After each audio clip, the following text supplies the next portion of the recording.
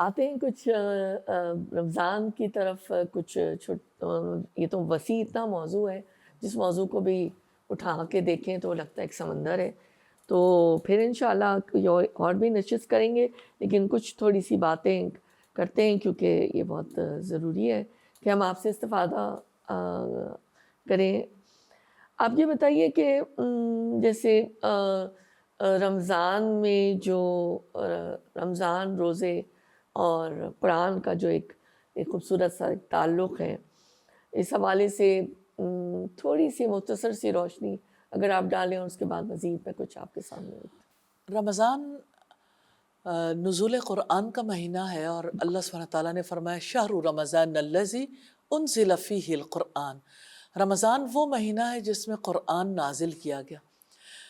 اللہ سبحانہ تعالیٰ نے نزول قرآن کی خوشی میں خوشیاں منانے کا حکم دیا، جیسا کہ فرمایا فَبِذَلِكَ فَلْيَفْرَحُوا هُوَ خَيْرٌ مِّمَّا يَجْمَعُونَ. اسی طرح سے چاہیے کہ وہ خوشیاں منائیں. قرآن ان ساری چیزوں سے بہتر ہے جو لوگ جمع کرتے ہیں. تو نزول قرآن کی خوشی میں اللہ سبحانہ تعالیٰ نے، مجھے بڑی حیرت ہوتی ہے کہ ہمارے یہاں تو خوشیاں منانے کا سلسلہ یہ ہے، دعوتیں کرو، کھانے کھلاؤ، اور اللہ سبحانہ تعالیٰ نے نزول قرآن کی خوشی میں روزے رکھوا دیے، یعنی کھانے سے ہی روک دیا. تو سچی بات یہ ہے کہ جو چیز روزہ دے سکتا ہے وہ کھانا نہیں دے سکتا، کہ روزہ اتنی بڑی چیز ہے. اللہ تعالیٰ نے اسی وجہ سے اس مہینے کے روزے فرض کیا، اور مجھے اتنا گہرا لنک فیل ہوتا ہے. یا ایھا الذین آمنوا کتب علیکم الصیام کما کتب علی الذین من قبلکم لعلکم تتقون. اے ایمان والو، تم پر روزے فرض کیے گئے جیسا کہ تم سے پہلے لوگوں پر فرض کیے گئے تاکہ تم متقی بن جاؤ. تو اللہ تعالیٰ قرآن کے ذریعے یہی تو چاہتے ہیں کہ ہم متقی بن جائیں، جیسا کہ سورہ البقرہ میں فرمایا ذَلِكَ الْكِتَابُ لَا رَيْبَ فِيهِ هُدًى لِّلْمُتَّقِينَ. یہ کتاب ہے جس میں کوئی شک نہیں، متقیوں کے لیے ہدایت ہے. تو الحمدللہ بڑا نفع ہے قرآن مجید کے مہینے میں، نزول قرآن کے مہینے میں روزہ رکھنے کا، اور پھر قیام اللیل کرنے کا، پھر دورہ قرآن کرنے کا، تلاوت قرآن کا. تو اس مہینے کی سیلیبریشن کے لیے ہمارے اسلاف تصنیف و تالیف کا کام چھوڑ کے بھی قرآن مجید کی تلاوت کے لیے بیٹھ جاتے تھے. تو قرآن سننا، قرآن پڑھنا، قرآن سمجھنا، قرآن کا کچھ حصہ حفظ کر لینا، اور پھر قرآن کو پڑھا دینا، ریوائز کرنا، دورہ قرآن کرنا، یہ سارے ہی کام ایسے ہیں جو انڈیویجولی انسان کر سکتے ہیں. لیکن مجھے ایسا لگتا ہے کہ قرآن کے بارے میں اس مہینے میں ضرور اپنی امت کی اور انسانیت کی رسپانسبلٹی کو بھی قبول کرنا چاہیے کہ اس مہینے میں سارے مسلمان نان بلیورز تک بھی قرآن پہنچائیں. اور پھر یہ کہ بلیورز میں سے جن لوگوں نے قرآن کو اپنی زندگی کے پروگرام کے طور پر قبول نہیں کیا، تو اس پیغام کو بھی لوگوں تک پہنچائیں. اللہ تعالیٰ ہم سب کو توفیق دے.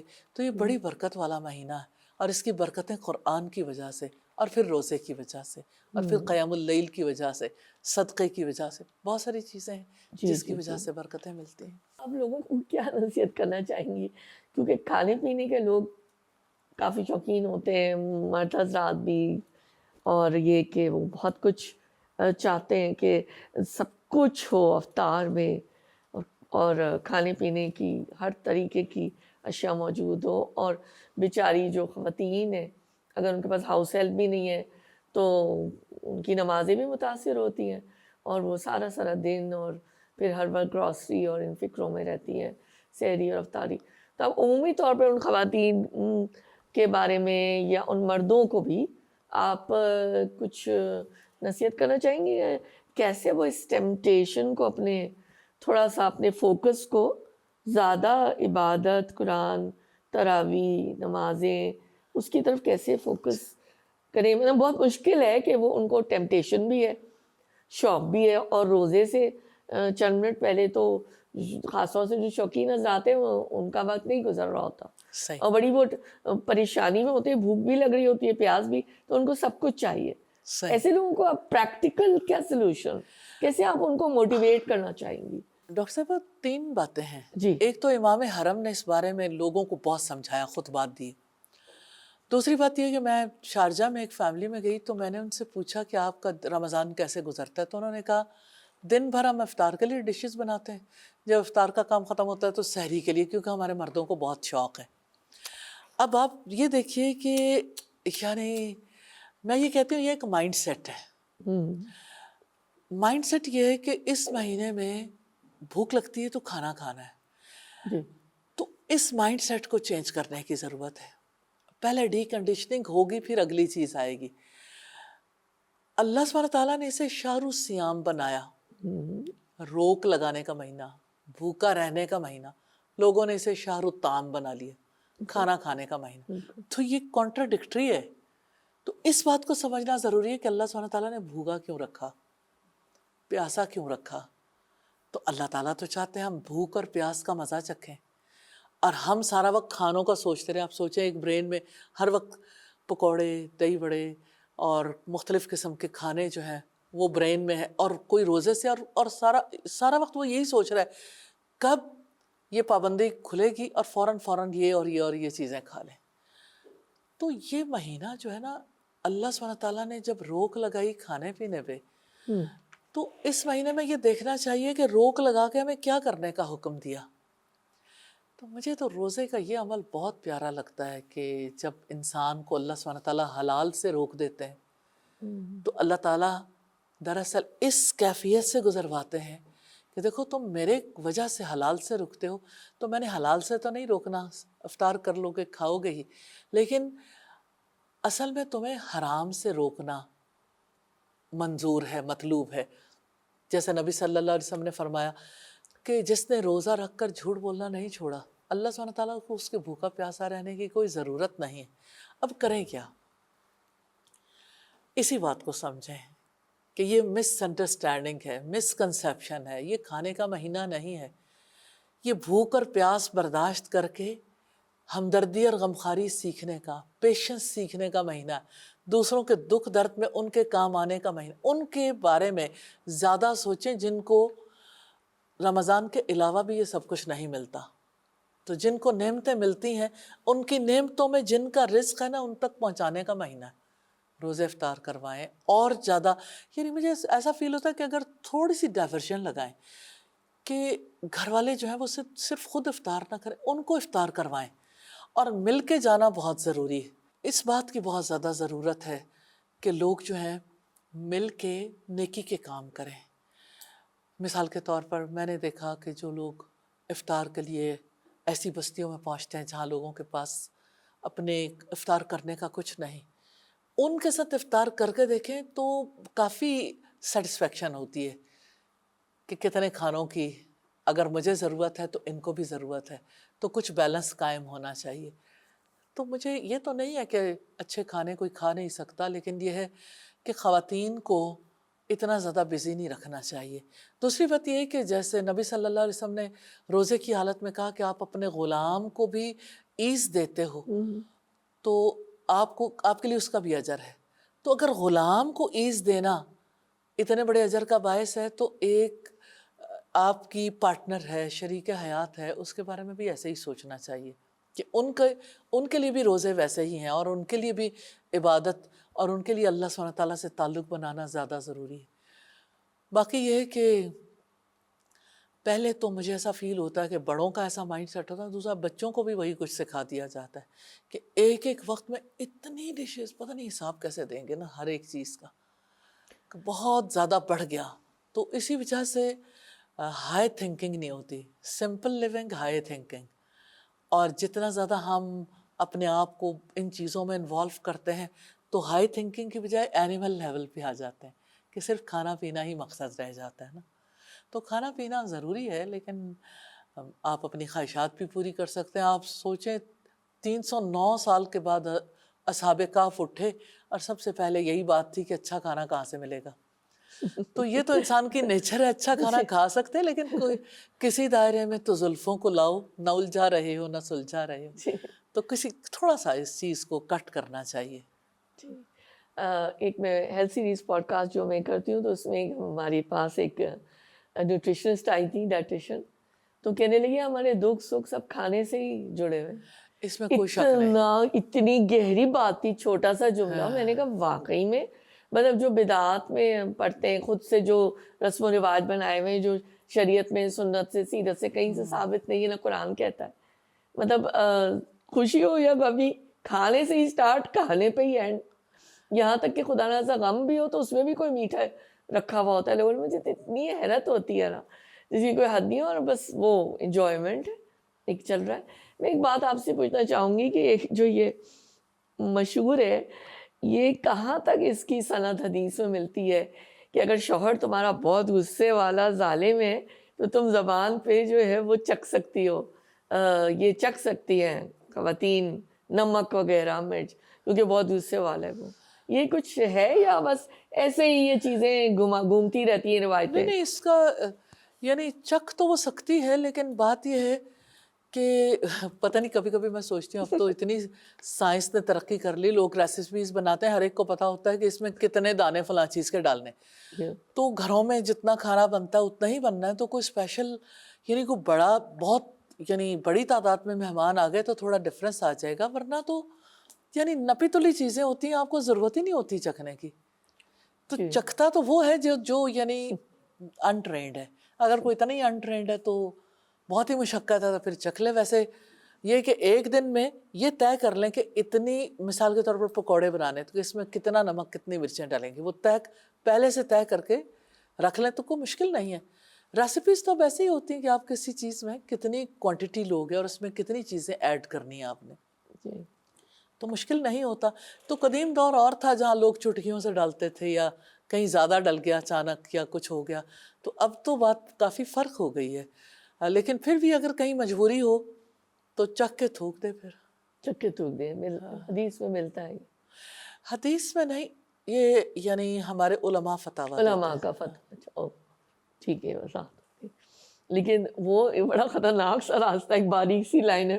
اگر چکھنا شروع کو مطلب البتہ یہ کہ ہم وہ کریں تو اسے بہتر یہ ہے کہ انسان ریفرین کرے، اپنا پریونشن پہ ہی جائے اور کامن سینس یوز کرے. میں تو یہ دعا کروں گی کہ جن لوگوں کے ظالم غصیلے شوہر ہیں یا بھائی ہیں، وہ ان چیزوں کو زیادہ نہ بیٹر نہ کرے. وہ بھی تھوڑا تو الاؤنس، تھوڑا تو بینیفٹ آف ڈاؤٹ دینا اپنی گھر والیوں کو، اور ان کے عزت کے ساتھ، عزت و تکریم کے ساتھ پیش آئیں. آخری 10 دنوں میں بھی بڑی ہماری مسجدوں میں لائٹیں لگ جاتی ہیں اور بڑی رونق ہوتی ہے. اور جو لیلۃ القدر کو تلاش کرنے کا کہا گیا طاق راتوں میں، اس میں یہ میں نے دیکھا ہے کہ ٹھیک ہے روایات جو آپ بہتر بتا سکتی ہیں 27ویں شب کی طرف جاتی ہیں. تو آپ بتائیے کہ اور بے شمار ہیں، کچھ میں تو یہ بھی حدیث میں کہا گیا کہ پورا ہی آخری عشرہ جو ہے اس میں بھی آپ عبادت مسلسل کرتے رہیں. میں آپ سے یہ پوچھنا چاہتی ہوں کہ لیلۃ القدر کے لیے اللہ نے جو سورہ قدر میں ہی ہے کہ 1000 مہینوں سے بہتر ہے شب قدر، تو اس کی حکمتیں کیا ہیں عام سننے والوں کے لیے آپ کچھ بتانا چاہیں گی؟ اور کس طرح سے اس شب کو ہم گزاریں اور کیسے اس میں اپنی عبادات اور اپنی دعائیں اور کیا ترجیحات متعین کریں؟ تھوڑی سی موٹی موٹی گائیڈ لائنز دے دیجیے اصل میں. اور میں یہ سننے والوں کی توجہ اور اپنے آپ کو بھی میں یہ بات کہوں گی کہ فوراً ہی مغرب کے بعد سے وہ وقت شروع ہو جاتا ہے، تو قیمتی وقت تو طاق راتوں کا جہاں کہا گیا شروع ہو چکا ہوتا ہے. تو وہ جو وقت ہے نا جہاں مغرب کی اذان کے بعد جو شروع کیا ہے، اس کو بھی ہم لوگ بعض دفعہ سوچتے ہیں کہ ابھی عشاء ہوگی تو ہم شروع کریں گے. تو وہ یہ سارے لمحات بڑے قیمتی ہوتے ہیں، تو ان کو ہمیں اللہ کے یہاں کیش کر کے ڈپازٹ کرانا ہے. اس بارے میں آپ تھوڑی سی گائیڈ لائن دیجیے. عبادت کی ترغیب کے لیے بھی ہم دعا کریں گے، ایک دوسرے کے لیے بھی، اور لوگوں کے لیے، سننے والوں کے لیے تھوڑی سی رہنمائی کہ شب قدر کو تلاش کرنے کے بارے میں، اور کس طرح کی عبادات اور دعائیں اور کون سی چیزیں جو ہیں ہم اپنے آپ کو ڈسپلن کریں اور اس وقت کو بہت خوبصورت طریقے سے اللہ تعالیٰ کے ساتھ دعا اور مناجات میں گزاریں. لیلۃ القدر کے بارے میں پہلی بات تو یہ کہ اللہ سبحانہ تعالیٰ نے فرمایا اِنَّا أَنزَلْنَاهُ فِي لَيْلَةِ الْقَدْرِ، کہ بے شک ہم نے اس کو لیلۃ القدر میں نازل کیا. تو قرآن کا نزول چونکہ اس رات میں ہوا، اس لیے اس رات کی بڑی ویلیو. رسول اللہ نے فرمایا لیلۃ القدر کو رمضان کے آخری عشرے کی طاق راتوں میں تلاش کرو، 21ویں، 23ویں، 25ویں، 27ویں اور 29ویں، یہ 5 راتیں۔ آپ صلی اللہ علیہ وسلم اپنے حجرے سے باہر نکلے تھے تاکہ اس رات کی تعیین کو بتا دیں کہ فلاں رات، تو 2 مسلمانوں کا آپس میں جھگڑا ہو گیا تو آپ سے وہ بات اٹھا لی گئی۔ تو اس طرح سے 5 راتیں، ایک نہیں 5 راتیں ایسی ہیں جن میں عبادت کی بڑی ویلیو ہے۔ آلموسٹ یہ 83 ایئرز اور 4 منتھس کے قریب بنتے ہیں، سانس لیے بغیر کوئی عبادت کرے تو اس ایک رات کی عبادت اتنی۔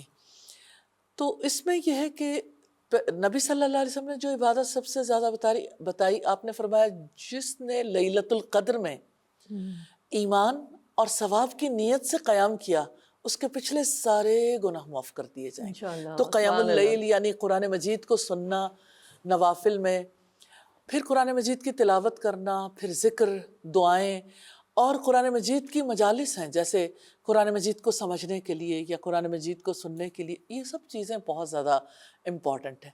دعا اس میں سب سے زیادہ امپورٹنٹ ہے، کیونکہ سیدہ عائشہ نے رسول اللہ سے پوچھا تھا کہ اللہ کے رسول اگر مجھے لیلۃ القدر مل جائے تو میں کیا دعا کروں؟ تو آپ نے فرمایا یہ دعا کرو، اللہم انک عفو تحب العفو فاعف عنی، یا اللہ تو معاف کرنے والا ہے، معافی تجھے پسند ہے، مجھے معاف کر دے۔ تو یہ یعنی اللہ سبحانہ تعالیٰ نے ہمارے سامنے اسے سیدہ عائشہ کے سوال کے جواب میں رکھ دیا کہ معافی کی دعائیں کریں، مغفرت کی دعا، اپنے عزیز و اقارب کے لیے صدقہ و خیرات کرنا چاہیے۔ اسی طرح سے یعنی جو بھی نیکی کے کام آپ کرنا چاہیے، اس رات کا اجر و ثواب زیادہ ہے۔ تو صرف ایسا نہیں ہے کہ آپ قیام اللیل کے لیے کھڑے رہیں تو یہ اجر کا باعث ہے۔ آپ جس وقت صدقہ کر رہے ہیں، آپ کسی کو نیکی کی بات بتا رہے ہیں، آپ کہیں کسی مجلس میں شریک ہو رہے ہیں، آپ کہیں جیسے آپ نے کہا کہ آغاز تو مغرب سے ہو جاتا ہے، تو لیلۃ القدر کی رات کی جو افطار ہے نا، وہ کھانا بھی تو اتنا ویلیویبل ہو گیا نا، جی، آپس کی بات چیت ہے وہ بھی ویلیویبل ہو گئی۔ اچھا، پھر آپ نے مغرب کی نماز ادا کی، پھر مغرب کے بعد عشاء کی نماز آپ نے ادا کی، تراویح پڑھی، یعنی قیام اللیل کیا، پھر اس کے بعد جو ہے وہ دعاؤں کا سلسلہ ہے، تلاوت کا سلسلہ ہے، یہی کام سارے کام جاری رکھے جا سکتے ہیں۔ لیکن اگر کسی کے لیے یہ ممکن ہو کہ اس رات میں نیکی کی مجالس میں شرکت کر سکے تو مجلسی سلسلہ جو ہے نا وہ بھی بڑا نفع دیتا ہے، کیونکہ رمضان کے بعد کی نیکیوں کے لیے یہ راتیں بہت زیادہ کام آتی ہیں، کیونکہ اس میں کوئی نہ کوئی ایسے کلوز، کوئی نہ کوئی ٹپس مل جائیں کہ بعد کی زندگی میں جب نیکی استقامت چاہتی ہے تو وہ ہیلپ فل ہوتے ہیں۔ الحمدللہ۔ جب ہم چھوٹے تھے، یقیناً آپ نے بھی شاید ایسی باتیں سنی ہوں کہ میرے والد صاحب کو پتہ چل گیا کون سی شب قدر، اور خیر حدیث بھی ملتی ہیں جس میں کچھ نشانیاں بتائی گئی ہیں۔ لوگوں کو بڑا شوق و تجسس ہوتا ہے کہ مجھے ایسا لگا، مجھے یوں محسوس ہوا، مجھے یہ نشانی نظر آئی، مٹیریل یعنی حوالے سے نا۔ آپ کیا کہنا چاہیں گی اس بارے میں؟ لوگوں کو کیا آپ مشورہ دینا چاہیں گی کہ کیا اس کی اس انداز میں مٹیریل لحاظ سے جستجو کی ضرورت ہے، روحانی لحاظ سے؟ میں آپ کی رائے جاننا چاہوں گی یا مشورہ۔ دیکھیں، اس کی کچھ نشانیاں تو ہیں، جی، لیکن اصلاً آپ کو یہ دیکھنے کے لیے نہیں کہا گیا کہ آپ پہلے تلاش کرو، ایک دوسرے سے پوچھو کہ آج کی رات واقعی لیلۃ القدر ہے یا نہیں ہے۔ رات کا یہ وقت لیمیٹڈ ہے، جو کچھ ہوگا وہ تو اللہ سبحانہ تعالیٰ کے ہاں لکھا جائے گا، اور جو ہم نے کرنا ہے وہ کرنا ہے۔ اب جہاں تک اس بات کا تعلق ہے کہ رات کا یہ وقت جو ہے نا تھوڑا لائٹ ہوتا ہے، اس رات میں جو ہے وہ سردی گرمی جو ہے نا وہ بھی تھوڑا سا یعنی کول ہو جاتی ہے یہ نائٹ۔ اس کا یہ مطلب نہیں کہ بہت ٹھنڈی ہو جاتی، یعنی موسمی اثرات کی جو تلخی ہے نا وہ اس رات میں اس طرح سے نہیں ہوتی، اور یہ ہے کہ جیسے اس کی صبح بھی ڈیفرنٹ ہوتی ہے۔ لیکن مجھے ذاتی طور پر ایسا فیل ہوتا ہے، کبھی زندگی میں ضرورت فیل نہیں ہوئی کہ یہ اندازہ لگائیں کہ آج کی رات لیلۃ القدر ہے یا نہیں۔ 5 راتیں، 5 راتوں میں جو ہمارے کرنے والا کام ہے اس کو جاری رکھیں، ایک نہ ایک لیلۃ القدر ہے انشاءاللہ۔ جی، انشاءاللہ، تو کوئی فرق نہیں پڑتا اگر نہیں پتہ چلا۔ مجھے ایسا بھی لگتا ہے استاذہ محترمہ کہ اللہ تو ویسے بھی بیٹھے ہوئے ہیں نا بخشنے کے جی لیے، بالکل، بہانوں سے. جی کسی بالکل، کی عمر لمبی کر دی، اس کو اسٹروک ہو گیا، کسی کو ایسی کوئی بیماری ہو گئی اس کی اور وہ چل رہا ہے تو اس کے بھی گناہ جھڑتے جا رہے ہیں. اور یہ کہ اللہ نے جو یہ ہم کو مواقع دیے نا اس کی جستجو میں جو ہم طاق رات کو تلاش کرتے ہیں، تو جتنا اللہ تعالیٰ سے میں اس وقت بھی دعا کروں گی اور انشاءاللہ ہم مل کے بھی کریں گے کہ اللہ تعالیٰ ہمیں حضوری قلب خوشی خضوع عطا فرمائیں، اور یہ کہ ہم آمین، اللہ کو پانے کی جستجو میں ہوں، اللہ سے تعلق کو جوڑنا اور پھر اس کو مضبوط کرنے کی تگ و دو میں ہوں. اللہ کو پانے کے لیے نا ہماری اللہ دعائیں اور تعالیٰ سے ہماری محبت کے لیے، اللہ اس سے کی رضا کے لیے، محبت کو ہاں، بڑھاوا ملے اور وہ حضوری قلب عطا ہو. میرے خیال ہے وہ کچھ بھی جو عطا کر ہو اگر جس شخص کو مل جاتا ہے نا تو میں سوچتی ہوں بہت بڑی نعمت ہے. بہت اور بڑی، اللہ تعالیٰ اگر وہ جتنی بھی راتوں میں وہ عبادت کر رہا ہے اگر زیادہ سے زیادہ بھی ملتا ہے تو ہمیں کیا پتا. اللہ تو ہم سے اتنی محبت کرتے ہیں، وہ تو چاہتے ہیں کہ ہمیں بخشش ملے، ہمیں وہ معاف کریں. اللہ تعالیٰ تو کتنے احادیث میں بھی کہا گیا نا بالکل، کہ پورے سال ہی وہ آسمانی دنیا پر آتے ہیں اور کہتے ہیں کوئی ہر مانگنے رات والا آتے ہے، کوئی ہیں، سوال کرنے والا ہے، کوئی توبہ طلب کرنے والا کہ میں اس کی توبہ قبول کروں. تو ہم پتہ نہیں اللہ تعالیٰ ہمارے ظرف کے پیمانوں کو اور ہماری صلاحیتوں کو اس راستے میں لگائے اور ہمیں توفیق عطا فرمائے کہ ہم سارے سال ہی، میں اللہ سے دعا کرتی ہوں کہ ہم ان راتوں کو تلاش کرنے والے ہوں اور اللہ سے بخشش طلب کرنے والے ہوں کہ اللہ ہمیں معاف کر دیں. اور انشاءاللہ میں یہ دعا بھی کروں گی آپ کے ساتھ مل کر کہ ہم اس رمضان میں ہی جن لوگوں کا یہ سفر شروع نہ ہو سکا وہ شروع ہو جائے اور اللہ تعالیٰ ہمیں اللہ سے جڑنے کے لیے راتوں کو کھڑا ہونے والوں میں سے بنائے، اور آمین، لوگوں آمین، اس لسٹ میں ہمارا بھی کہیں نام آ جائے آمین، اور آمین، ایک قطرہ یا ایک قدم ہی اس راستے میں بالکل، لکھا جائے. بالکل، تو اللہ ہمیں نصیب کرے. آپ کے ساتھ ایک اللہ کے لیے ہمارا تعلق بنا ہوا ہے، اللہ تعالیٰ الحمدللہ، اس کو اور مضبوط انشاءاللہ کریں گے. زکوٰۃ کے حوالے سے قرآن میں، سورہ توبہ میں، احادیث میں کیا کچھ بتا دیا گیا. اور زکوٰۃ کے حوالے سے ایک لغزش پائی جاتی ہے، کوتاہی پائی جاتی ہے. سونا خریدتے وقت بھی دل اس طرح تڑپ نہیں ہوتا. سونا خریدتے ہوئے اتنے تولہ سونا، اتنی گولڈ بریکس، فوراً ہی ایک مومن کا دل تو کانپ جانا چاہیے، لرز جانا چاہیے. اور اسی وقت کہ یہ میرے پاس ہے. اب مجھے یاد ہے کہ میری والدہ بتایا کرتی تھی کہ اسی وقت جویلر سے لکھوا لو اور ہر سال ضرور اپ ڈیٹ کرو کیونکہ گولڈ کا ریٹ بھی بدل رہا ہوتا ہے. میں یہ چاہتی ہوں کہ ہمارے سننے والے اس طرف توجہ کریں کہ زکوٰۃ صرف گولڈ، سلور یا پھر ان چیزوں پہ نہیں ہے. عشر بھی کوئی اہمیت رکھتا ہے، آپ کا بینک بیلنس یا موٹی موٹی مداد صرف آپ بتا دیں. اور تھوڑا سا اس طرف توجہ، جیسے میں نے کہا کہ آپ اگر آپ اپنے الفاظ میں بتائیں کہ کتنی اہم چیز ہے، اس میں ذرا سی بھی کوتاہی نہیں ہو سکتی زکوٰۃ کے ادا کرنے میں. تو یہ اور ایک اور بات ضمنی سوال کہ یہ صرف رمضان سے ہی جڑا ہوا نہیں ہے. ہاں بہرحال ہم اس کو جوڑ بھی سکتے ہیں کہ زکوٰۃ ہم صرف رمضان میں ہی کریں. تھوڑی سی اس کی اہمیت کی طرف توجہ دلوائیے. جی ڈاکٹر صاحبہ، زکوٰۃ اسلام کا دوسرا رکن ہے، بالکل اور اللہ سبحانہ تعالیٰ قرآن مجید میں جنرلی تو فرماتے ہیں نا کہ وَمِمَّا رَزَقْنَاهُمْ يُنْفِقُونَ، کہ اس میں سے جو ہم نے انہیں رزق دیا ہے وہ خرچ کرتے ہیں. یہ جنرل انفاق کے بارے میں. لیکن میں اس بارے میں یہ کہنا چاہتی ہوں کہ اپنے مال پر اللہ تعالیٰ کے حق کو تسلیم کرنا ضروری، کہ اس مال کو اللہ تعالیٰ نے دیا، اب اس میں سے کچھ نکالنے کا حکم دیا ہے تو وہ بھی اللہ کا حکم ہے. جب ہم زکوٰۃ نکالتے ہیں تو دراصل اس کا نفع بھی ہمیں ہوتا ہے، اس لیے کہ اس کی وجہ سے ہمارا دل پاک ہوتا ہے. مٹھی کھلتی ہے نا تو دل بھی کھل جاتا ہے. اور زکوٰۃ دینے کی وجہ سے انسان کی سوچ پاک ہوتی ہے. حرص، بخل، مال جمع کرنے کا جو سلسلہ ہے اس پہ تھوڑا سا ضرب لگتی ہے. مال بھی پاک ہوتا ہے. جی. دوسری بات یہ کہ مال اس سے پاک ہو جاتا ہے کیونکہ 100% ہے اگر ہمارے پاس تو 97.5% تو پھر بھی ہمارے پاس 2.5% پہ زکوٰۃ ہے. 2.5% زکوٰۃ کی صورت میں دینا. تو اس میں دل چھوٹا کبھی نہیں کرنا چاہیے کہ اللہ تعالیٰ کا حکم ہے اس کو پورا کرنا ہے. اس کی وجہ سے 8 مدات جیسے بتائی گئی. جی. تو اب دیکھیں غربت کے خاتمے کے لیے فقراء مساکین کو دینا، اسی طرح سے جیسے قرض میں ڈوبے ہوئے لوگ ہیں فی سبیل اللہ کاموں میں دینا.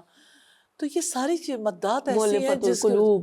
جی مؤلفۃ القلوب، یعنی اسلام کی جس دل میں گنجائش بنی ہے تو اس دل کو رام کرنے کے لیے اور پھر اسلام سے مانوس کرنے کے لیے کتنے لوگ ہیں جو یہ کام کر رہے ہیں، جو نو مسلموں کے لیے کام کرتے ہیں اور پھر ان کا یعنی ان کی ایڈجسٹمنٹ کے لیے کوششیں کرتے ہیں، تو ان کے ساتھ کوپریٹ کرنا چاہیے.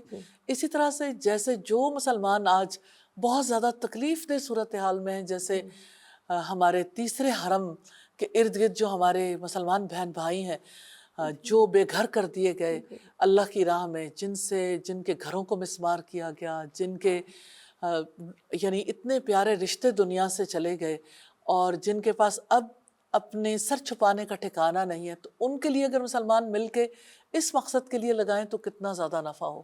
الحمدللہ. پھر یہ کہ یہی زکوٰۃ ہے جس کی وجہ سے دین کی سربلندی کے کام ہوتے ہیں. تو دین کی سربلندی کے کام ہوں گے، دین کی حفاظت شریعت کے 5 بنیادی مقاصد میں سے نمبر 1 پہ. تو دین کی حفاظت جہاد فی سبیل اللہ سے بھی ہوتی ہے اور دعوت اللہ سے بھی. تو ان کاموں میں لگانا ظاہر تبھی ممکن ہے، ورنہ دین نسلوں تک کیسے پہنچے گا، دنیا تک کیسے پہنچے گا. تو زکوٰۃ فضیلت والا عمل ہے، زکوٰۃ اہم عمل ہے. اللہ سبحانہ تعالیٰ نے ہر دور میں جب جب نبی بھیجے نماز کے ساتھ زکوٰۃ کا حکم دیا. حضرت ابوبکر صدیق نے یہ کہا تھا کہ جو کوئی صلاۃ اور زکوٰۃ میں فرق کرے گا میں اس کے خلاف جنگ کروں گا. تو الحمدللہ انہوں نے جنگ کی بھی. تو زکوٰۃ ایسا حکم نہیں ہے جس کے لیے ہم عذر تلاش کریں کہ ہم نے کس طرح اس سے بچنا ہے. جو چیز آپ کو نفع دینے والی اس سے بھاگا تھوڑی کرتے ہیں، اس سے تو نفع اٹھاتے ہیں کہ اس کی وجہ سے ہمارا دل پاک، مال پاک، ہمارے لوگوں تک نفع پہنچے، ہمارے دین کو نفع پہنچے، مسلمانوں کی یعنی نو مسلموں کے لیے کتنی رعایت ہو جائے، لوگ جو مجبوریوں میں پھنسے ہوئے ہیں ان کی ہیلپ ہو جائے. تو یہ بہت ہی نفع مند عمل ہے الحمدللہ. اب ہم اپنے اختتام کی طرف چلتے ہیں. ہماری گفتگو تھوڑی طویل ہو گئی لیکن بہت ہی مفید ماشاءاللہ باتیں ہیں جو آپ نے بتائیں اور رہنمائی کی.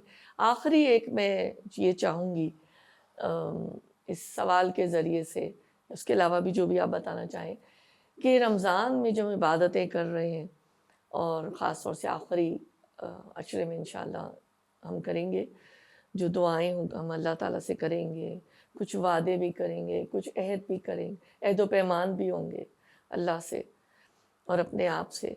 تو ایسی اپنی ہم زندگی میں تبدیلی لانے کے لیے یا جو کچھ قرآن ہم نے پڑھا، سیکھا، سمجھا اور اس کو کچھ ارادے بھی باندھے، تو اس حوالے سے آپ کیا رہنمائی دیں گی انفرادی طور پہ بھی اور اجتماعی طور پہ بھی ہر شخص کے لیے، کہ وہ کیا اپنے اندر کیا چیز ہے جو وہ اپنے اندر تبدیل کرے گا؟ کیونکہ دیکھیں کچھ نہ کچھ تو اس کو اپنے اندر ریفارم لانا پڑے گا نا، اپنے نفس کا تزکیے کے لیے، جو ایک رسول اللہ صلی اللہ علیہ وسلم کو بھی مبعوث کیا گیا. آپ ایک عام ایک شخص کے لیے، عام سننے والوں کے لیے آپ کیا پیغام دینا چاہیں گے؟ اور اسی کے ساتھ ہم اپنی گفتگو کا پھر اختتام کریں گے انشاءاللہ. رمضان کا مہینہ شروع ہوتا ہے چاند دیکھنے سے. اللہ سبحانہ تعالیٰ جیسے زمین والوں کی نظریں آسمان کی طرف لگوا دیتے ہیں، تو اسی سے سبق لینا ہے کہ آسمان والے کی طرف دیکھنا ہے، اسی سے امیدیں باندھنی ہیں، اسی کے ساتھ اپنا رشتہ جوڑنا ہے. اور جیسے سحر و افطار میں ٹائم کی پابندی ہے، اور پھر یہ کہ اس کے درمیان کا جو وقت ہے، کیا کھانا ہے کیا نہیں کھانا، کس چیز سے روزہ ٹوٹ جاتا ہے، کتنی چیزیں ہیں جو آپ سوچتے ہیں. تو پابند زندگی کی ایک مشق ہے جو ہم رمضان کے دوران کرتے ہیں، اور سحر کا جو وقت ہے ہمیں سحر کا وقت، افطار کا وقت، وقت کی پابندی سکھاتا ہے. کیلکولیٹڈ ٹائم ہے، اتنے منٹ پہ، اور ہر کوئی وقت کا پابند ہوتا ہے کہ ہم نے کہیں ہمارا روزہ نہ خراب ہو جائے. تو یہی وقت کی پابندی، یہی ڈسپلن رمضان کی ٹریننگ بھی ہے، اور باقی سال میں اس کو اپلائی کرنے کے لیے ضرورت بھی ہے. پھر روزے کی وجہ سے جیسے انسان اللہ سبحانہ تعالیٰ کی نظروں کے شعور کی وجہ سے اپنے عمل کو بہتر بناتا ہے، اور روزے سے اللہ سبحانہ تعالیٰ نے جو حکم دیا لعلکم تتقون، تاکہ تم متقی بن جاؤ. تو یہ تقویٰ کیا ہے؟ اللہ سبحانہ تعالیٰ سے ثواب کی امید رکھ کر اس کے احکامات کی اطاعت کرنا، اور اس کے عذاب کے خوف سے اس کے روکے سے رک جانا. تو اسی امید اور خوف کے بین بین زندگی گزارنی. اور نیکی استقامت چاہتی ہے، جس طرح سے پوری زندگی کی ایک اوورالنگ ہوتی ہے نا، پورے طریقے سے اندر تک سے کھنگالے جاتے ہیں. روزہ رکھنے کی وجہ سے آپ کے باڈی پہ بھی اثر آتا ہے، اور روزے کی وجہ سے آپ کے شعور پر بھی، آپ کی روح پر بھی اثرات مرتب ہوتے ہیں. تو اصل میں رمضان کی یہ ٹریننگ اس لیے کروائی جاتی ہے کہ باقی 11 مہینوں میں ہم اسے برتنے کے قابل ہو جائیں. اور جیسے رمضان میں اللہ کے رسول صلی اللہ علیہ وسلم نے فرمایا، جب تم سے کوئی جھگڑا کرے، گالی دے، تو آپ کہہ دو انی صائم، میں روزے سے ہوں. تو رمضان کے بعد بھی اسی طرح سے گفتگو کے بارے میں اور باقی معاملات کے بارے میں کانشیس رہنا. تو کانشیسنس یہ بیسک چیز ہے جو روزے سے ملتی ہے. تو مومن کو کانشیس ہو کے زندگی گزارنی چاہیے. اور رمضان میں اللہ سے محبت اور تعلق کے جو طریقے ہیں، نماز میں، نوافل میں، قرآن سننے میں، پڑھنے میں، اس کو بعد میں بھی جاری رکھنا چاہیے. اور بڑی بات، نزول قرآن کے مہینے کو سیلیبریٹ کیا، قرآن سے ایک تعلق جڑا، 11 مہینوں میں باقی بھی، اور پوری حیات میں اس تعلق کو برقرار رکھنا چاہیے. قرآن لکھیں، قرآن پڑھیں، قرآن سمجھیں، اور قرآن پڑھتے، اور اس پیغام کو گھر گھر تک، دنیا بھر تک پہنچائیں. اللہ سبحانہ تعالیٰ ہمیں توفیق عطا فرمائے. آمین. سبحان اللہ. بہت ہی سیر حاصل گفتگو رہی، بہت کچھ ہم نے سیکھا، اور ہم نے بات کی تقویٰ کی، ہم نے بات کی اللہ سے خوف کی، ہم نے بات کی اللہ سے محبت کو پانے کے لیے، اس رستے میں، اس رستے پہ چلنے کے لیے، اور اس میں استقامت کی. یعنی اللہ تعالیٰ نصیب کرے یہ رمضان جو نفس کا تزکیہ کرنے میں بہت مفید ثابت ہو سکتا ہے. اللہ تعالیٰ ہمیں شب قدر کو بھی پانے کے لیے جو جستجو اور شوق کی ضرورت ہے وہ بھی عطا فرمائے. اور میں تو یہی کہوں گی کہ آپ کی گفتگو سے میں یہ عکس کیا، استاذہ صاحبہ کی گفتگو سے، کہ ہم یہ ایک عہد باندھیں کہ ہم بلیورز اور نان بلیورز دونوں تک قرآن اور سنت کے پیغام کو پہنچائیں گے. اور اس کے اندر سب سے پہلے تو ہم اپنی ذات تک ہی اس کو نافذ کریں گے. یعنی اس کی تفسیر جب ہم سمجھ رہے ہیں، سن رہے ہیں دور قرآن کے ذریعے سے، خود جو ذاتی اپنی اسٹڈی کر رہے ہیں، تو اس قرآن کے میسج کو اسپریڈ کرنا، یہی ہماری زندگی کا نصب العین بھی ہونا چاہیے، اور وہی اللہ کی رضا کا حصول بھی بنے گا انشاءاللہ. تو پھر انشاءاللہ حاضر ہوں گے ایک نئی پوڈ کاسٹ اور ایک نئے مہمان کے ساتھ. اس چینل کو شیئر، لائک اور سبسکرائب کرنا نہ بھولیے گا. بہت شکریہ. جزاکم اللہ خیر. السلام علیکم ورحمۃ اللہ وبرکاتہ.